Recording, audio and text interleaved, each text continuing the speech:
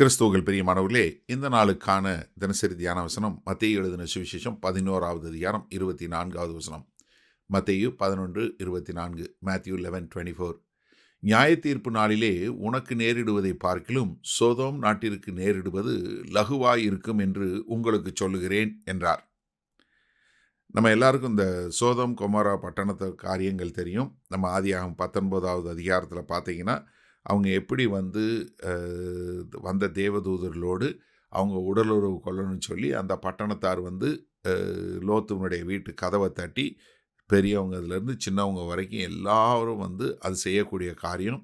அப்போ லோத்து கதவை திறந்து, என்னுடைய குமாரத்திகள் 2 பேர் இருக்காங்க, அவங்களும் எடுத்துக்கோங்க, இவங்க வந்த விருந்தாளியை விட்டுருங்கன்னு சொல்லும்போது, இல்லை முடியாதுன்னு சொல்லும்போது, அந்த தேவதூதர்கள் என்ன பண்ணுறாங்க, இந்த பட்டணத்தை அழிக்க போகிறோன்னு சொல்லி லோத்துவையும் அவனுடைய மனைவியை மட்டும் கூப்பிட்டு கொண்டு பட்டணத்துக்கு வெளியே கொண்டு என்ன பண்ணுறாங்க, பட்டணத்தை அழிக்கிறாங்க. திரும்பி பார்க்காம போன்னு சொல்லி கடைசியில் லோத்து மனைவி அங்கே திரும்பி பார்த்ததுனால அங்கே கல் தூணாக இருக்கிறாங்க. அந்த பட்டணம் முழுவதும் அழிக்கப்பட போகுது. இந்த சம்பவம் எல்லாருக்கும் தெரியும்.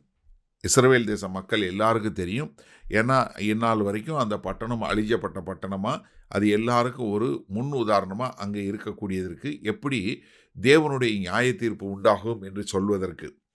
இப்போ இயேசு கிறிஸ்து அங்கே சொல்லும்போது என்ன சொல்கிறாரு, வானபரியந்தம் உயர்த்தப்பட்ட கப்பர்நாகுமேன்னு சொல்லி சொல்கிறாரு. அதே மாதிரி கோரசினே பெத்சாயிதாவே என்று இந்த 2 சொல்லும்போது அவர் அங்கே சொல்லக்கூடிய காரியம் என்ன, தீருக்கும் சீதோனுக்கும் வர்றதை காட்டிலும் அதே மாதிரி சோதோம் கொமோரா பட்டணம் இன்றைக்கு வரைக்கும் இருந்திருக்கும். அவங்களுக்கு நியாய தீர்ப்பு நாளில் நடக்கக்கூடிய காரியம் இன்னும் கொஞ்சம் லகுவாக இருக்கும். அப்போ நீங்கள் யோசிச்சு பாருங்கள், இங்கே கேட்டுக்கொண்டு இருக்கிற இந்த இஸ்ரவேல் தேச மக்களுக்கு எப்படி இருந்திருக்கும். அப்போ நீங்கள் எங்களை என்ன சொல்கிறீங்க, நாங்கள் எதிரிகளுடைய பட்டணத்தை விட மோசமானவங்கன்னு சொல்கிறீங்களா? 2வது என்ன, நாங்கள் எப்படி தீருவும் சீதோனை சொன்னீங்க, சோதோம் கொமாராவை விட எங்களுக்கு மோசமாக இருக்குன்னு சொல்லி சொன்னால் நாங்கள் அவங்கள விட மோசமானவங்களா அப்படின்னா என்ன?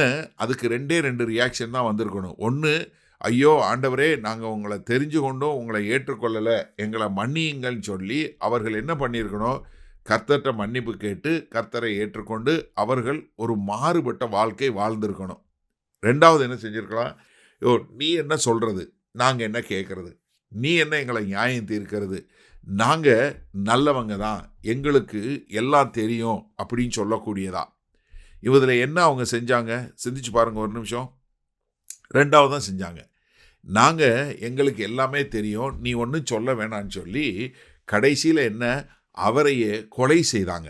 அதாவது அவருடைய வார்த்தையை கேட்டு மனம் திரும்பி அவரை ஏற்றுக்கொண்டு கர்த்தருக்கென்று வாழ வேண்டும் என்று வாழாமல் மாறாக அவரையே அவர்கள் கொலை செய்தார்கள்.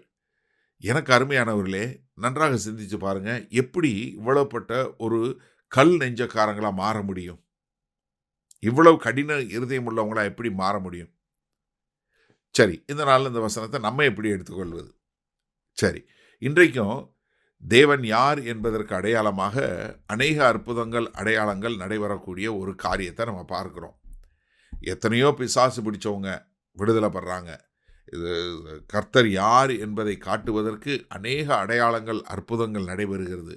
ஆனால் எத்தனை பேர் மனம் திரும்பி கர்த்தரை ஏற்றுக்கொண்டு கர்த்தருக்கென்று வாழ வேண்டும் என்று வாழக்கூடியவங்களாக வர்றாங்க? எத்தனை பேர் அதை நிராகரித்து கர்த்தரை இன்றைக்கும் சிலுவையில் அறையக்கூடிய மக்களாக எவ்வளோ பேர் இருக்கிறாங்க? ஒரு நிமிஷம் சிந்திச்சு பாருங்கள். ஏன்னா எந்த அளவுக்கு கர்த்தருடைய வார்த்தையை கேட்டேன், நான் அந்த வார்த்தை கேட்டார் போல் வாழணும் அப்படின்னு சொல்லக்கூடிய மக்களாக எவ்வளோ பேர் மாறுறாங்க, எவ்வளோ பேர் அதை நிராகரிக்கக்கூடியதாக இருக்கிறாங்க.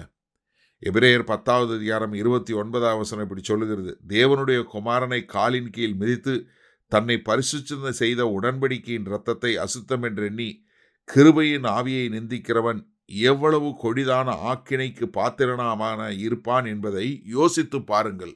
எப்படி கர்த்தராகி இயேசு கிறிஸ்துவை அறிந்து கொண்டு அவரை தன்னுடைய பாதத்துக்கு கீழே போட்டு மிதிக்கக்கூடியவனாய் இருக்கக்கூடியவன் எவ்வளவு பெரிய கொடிய நியாய தீர்ப்புக்கு ஏதுவாய் இருப்பான். அப்போ எனக்கு அருமையானவர்களே, இன்றைக்கும் இயேசு கிறிஸ்துவை குறித்து உங்களுக்கு பிரசங்கிக்கப்படும் போது நீங்கள் எடுக்கக்கூடிய முடிவு 2ல் 1 தான். ஒன்று நீங்கள் கர்த்தரை ஏற்றுக்கொண்டு அவருக்குள் வரும்போது நியாய தீர்ப்பிலிருந்து விடுதலை பெறுவீங்க. இல்லைன்னா கொடிதான நியாய தீர்ப்பில், வெள்ளை சிங்காசன நியாய தீர்ப்பில் நியாயம் தீர்க்கப்பட்டு பாதாளத்துக்கு சென்று அழிக்கப்படக்கூடிய காரியத்தில் போய் சேருவீங்க. இப்போவும் எல்லா ஜனங்களுக்கு முன்பாக இருக்கிறது ரெண்டே ரெண்டு தான். ஒன்று, கர்த்தரை ஏற்றுக்கொண்டு கர்த்தருக்கென்று வாழ்ந்து கர்த்தரோடு பரலோகத்தில் இருங்க. இல்லையா, கர்த்தரை நிராகரித்து நீங்கள் பாதாளத்தில் போய் சாத்தானோடு சேர்ந்து அழிக்கப்படுவதற்கு உங்களை ஒப்பு கொடுங்க. The choice is yours. இந்த தெரிவு செய்ய வேண்டியது நீங்கள் தான்.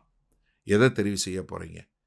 வல்லபிதாவே, இதோ உம்மை ஏற்றுக்கொண்டு உமக்குள் வாழ்ந்து உம்மோடு சதா காலம் சஞ்சரிக்கக்கூடிய பாக்கியத்தில் இருப்பதற்கு இவர்களுக்கு எங்கள் தேவன் கிருபையும் இரக்கமும் பாராட்ட வேண்டுமாய் மீட்பெரும் இரட்சகருமாகிய இயேசு கிறிஸ்துவின் மூலம் ஜெபிக்கிறோம் வல்லபிதாவே. ஆமேன். கர்த்தர் உங்களை ஆசீர்வதிப்பாராக. நாம் இன்று மாலை மண்ணால் சந்திப்போம்.